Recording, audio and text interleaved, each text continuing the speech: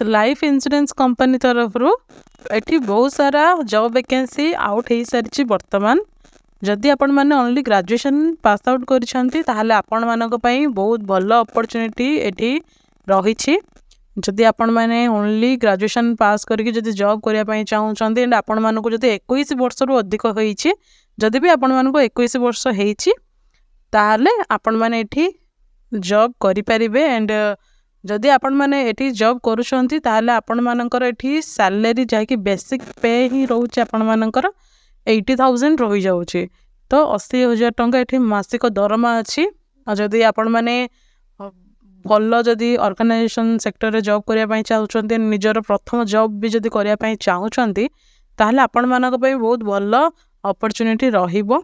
तो फ्रेंड्स एही वीडियो माध्यम रे आमे डिटेल्स रे जानि नेबा आपण माने एही जॉब पई किबळी भाबरे अप्लाई करि परिबे एंड कोन सब प्रोसेस रहिछि कोन क्राइटेरिया रहिछि एंड सब किछि डिटेल्स आमे एही वीडियो माध्यम रे देखि नेबा जहा द्वारा आपण मानकर सब किछि डाउट क्लियर हेई परिबो।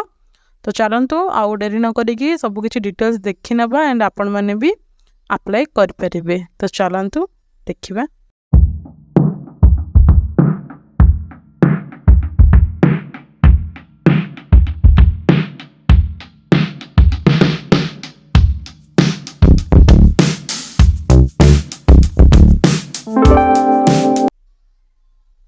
हेलो फ्रेंड्स नमस्कार जय जगन्नाथ आपण मानक आम यूट्यूब चैनल जॉइन टू जॉब रे बहुत बहुत स्वागत जनाउछु। तो फ्रेंड्स एटी आपण माने LIC तरफ आसीथिबा वैकेंसी विषय डिटेल्स रे जानि परिबे सब किछि डिटेल्स। जदि आपण माने आम चैनल को प्रथम थर करे आछंती ताहाले चैनल को सब्सक्राइब करि नेबे एंड पाखरे थिबा बेल आइकन को मध्ये ऑन रखिबे काहेकि ना आपण माने एबोली भाबरे न्यू न्यू जॉब रो अपडेट सब आपण माने आम चैनल माध्यम रे पाई परिबे। तो चलंतु देखिबा LIC AAO रिक्रुटमेंट 2025 किबळी भाबरे आपण माने अप्लाई करिवे। देखिबा LIC AAO recruitment 2025 notification released for 350 post. तो एठी 350 टी वैकेंसी ऑलरेडी आसी सारिछि एंड सब एलिजिबिलिटी क्राइटेरिया सब किछि डिटेल्स हम एठी देखि नेबा। वर्तमान LIC AAO recruitment 2025 latest update. Life Insurance Corporation of India has released the official LIC AAO notification 2025 for 350 assistant administrative officers post. The LIC recruitment 2025 online applications process started on 16th August 2025 and will continue till 8th September 2025. Eligible candidate can apply for LIC Assistant Administrative Officers Recruitment 2025 through the official LIC website at licindia.in. This is one of the most prestigious opportunities in the insurance sector with excellent career growth prospects. तो एठी friends जो मैंने भी interested अच्छी आपण मैंने September 8 सुधा apply करेंगे। September 8 last date रोची and बहुत भल अपॉर्चुनिटी आपण मानक मिल जाउची। तो देखंतु LIC life insurance corporation of India post name रोची असिस्टेंट एडमिनिस्ट्रेटिव ऑफिसर जहाँकि AAO देन एटी टोटल वैकेंसी 350 टी रोची। एटी 350 टी वैकेंसी वर्तमान सुधा आसी। एप्लिकेशन स्टार्टेड डेट 16 अगस्त 16 सीधा अप्लाई डेट स्टार्टेड हो सारा एंड सेप्टेम्बर 8 तारिख में शेष हाँपाई जाऊँगी।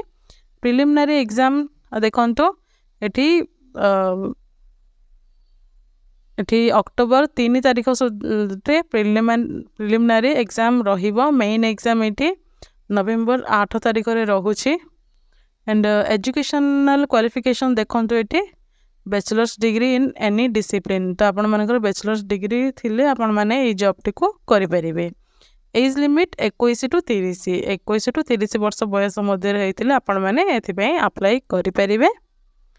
एंड बेसिक पे देखंतु 88,635 टंका रहिछि 88,635 per month.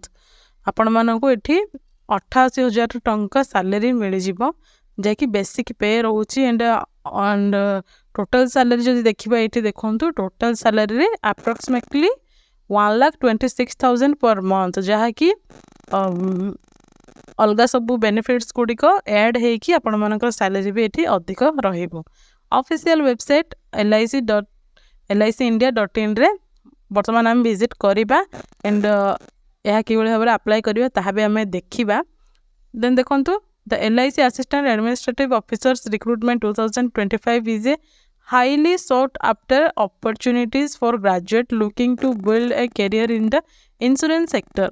LIC, being India's largest life insurance company with over 66 years of legacy, offers excellent job security, attractive salary packages, and tremendous growth opportunities through this LIC AAO Recruitment 2025 drive. The LIC Recruitment 2025 for AAO post in conductor to select talented individuals who will be responsible for administrative and managerial functions in various LIC branches across India.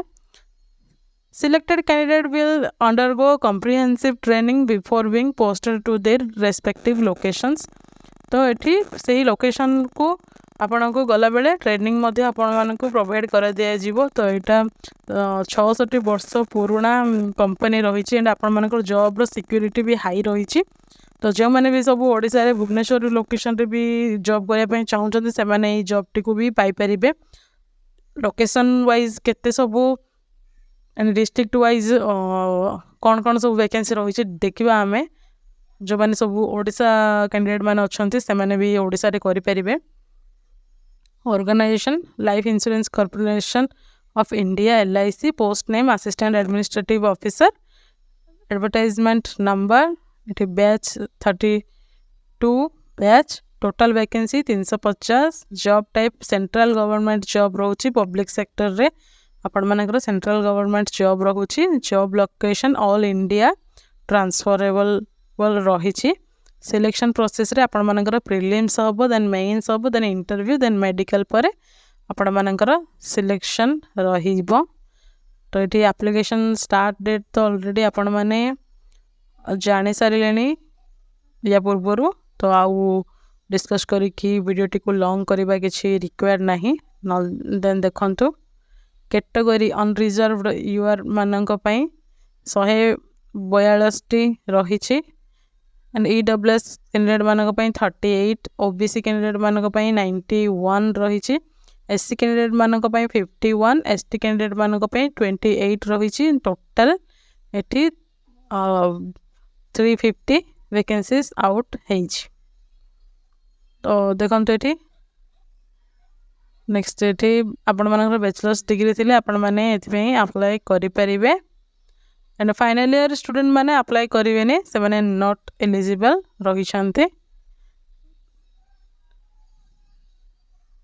Then ये देखो minimum age देखो 21 to 30 year आपण मानकर general EWS candidate मानक पे OBC candidate मानक पे 21 to 33 years होते से मानक एठी 3 इयर्स एज रिलैक्सेशन मिल जाउची SC ST कैंडिडेट माने 21 to 35 वर्ष बयस मध्य रही से माने जॉब टी को अप्लाई करि परिबे 5 वर्षर एठी एज रिलैक्सेशन मिल जाउची PWBD जनरल कैंडिडेट मानक पई एठी 21 वर्ष रु 40 वर्ष बयस मध्य रही से माने अप्लाई करि परिबे 10 इयर्स रो से मानकू एठी मिल जाउची age relaxation and OBC candidate माने जदि PWBD थिबे ताहाले एठी 13 वर्ष रो से मानकू एज रिलैक्सेशन मिलुची से भाव में SC ST मानक 15 वर्ष एक्स सर्विस मानक 5 वर्ष एंड ये भाव में सबकि डिटेल्स रही जदि या पूर्व जदि आपण माने भी जदि LIC रो एम्प्लॉय रही जाइछंती ताहाले एठी आपण मानक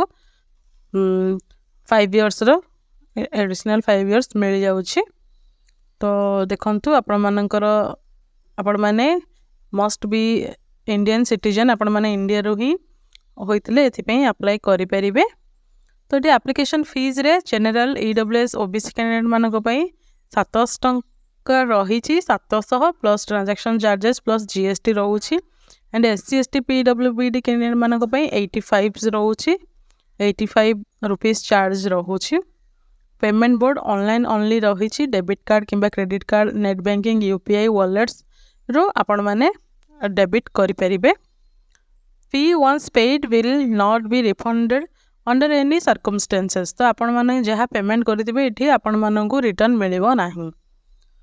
तो ये आपण मानकर सिलेक्शन प्रोसेस देखि नेबा। तो सिलेक्शन प्रोसेस रे आपण मानकर एग्जाम रहिबो preliminary then main then interview then आपण माने प्री रिक्रुटमेंट मेडिकल एग्जामिनेशन रहिबो। तो आपण मानकर एग्जाम रो पैटर्न मध्य एठी रहिछि। तो चलतो देखिए आपण माने किबोली भाबरे अप्लाई करि परिबे ताहा हमें एठी देखि नेबा।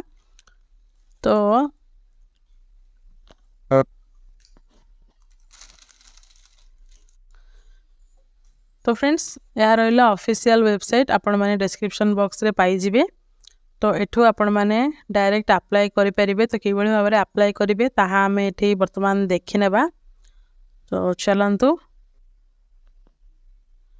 तो देखंतु एठी आपण मानको ए नोटिफिकेशन मिल जिवो। एठी आपण माने क्लिक करिवे देन एठी आपण मानको सब किछि डिटेल्स मिल जिवो। एंड देखंतु आपण माने अप्लाई भी करि परिबे अप्लाई करि परिबे। आपण माने नोटिफिकेशन देखिया पई चाहुतले एठी डाउनलोड डॉक्यूमेंट क्लिक करके भी देखि परिबे। आमे ऑफिशियल नोटिफिकेशन भी एठी दिरे देखि नेबा। देखंतु अप्लाई ऑनलाइन ऊपर क्लिक करिवे देन आपण मानक पाखरे एबोली भाबरे किछि इंटरफेस टी पहुंची जिवो। देन आपण मानकर जदी ऑलरेडी जदी अकाउंट थिबो जदी आगुर अप्लाई करिसंती ताले आपण माने निजर रजिस्ट्रेशन नंबर एंड पासवर्ड को एंड सिक्योरिटी कोड टी को आपण माने एंटर करके एटी ओपन करि परिबे। जदी आपण माने न्यू मेंबर अछंती ताले आपण मानकू click for here new registration आपण मानकू न्यू रजिस्ट्रेशन करिया पई पड़िबो। देखंतु एटी फर्स्ट नेम आपण मानकर देबे then middle name last name and सब किछि डिटेल्स आपण माने एठी एंटर करि सारिला परे आपण मानको अप्लाई करिया पई पड़िबो। एंड एठी आपण मानकर basic information and photo and signature details and preview uploads payment clear हैला परे आपण माने एठी अप्लाई करि परिबे। तो एपळी भाबरे डिटेल्स रे अप्लाई करि परिबे। तो यह थिला फुल प्रोसेस टी जदि भी किछि डाउट थाए ताले कमेंट सेक्शन रे जणाई परिबे। मैं पुणी थरे एई भाबरे न्यू अपडेट रे देखा हवा। से पर्यंत रहूछु। नमस्कार। जय हिंद।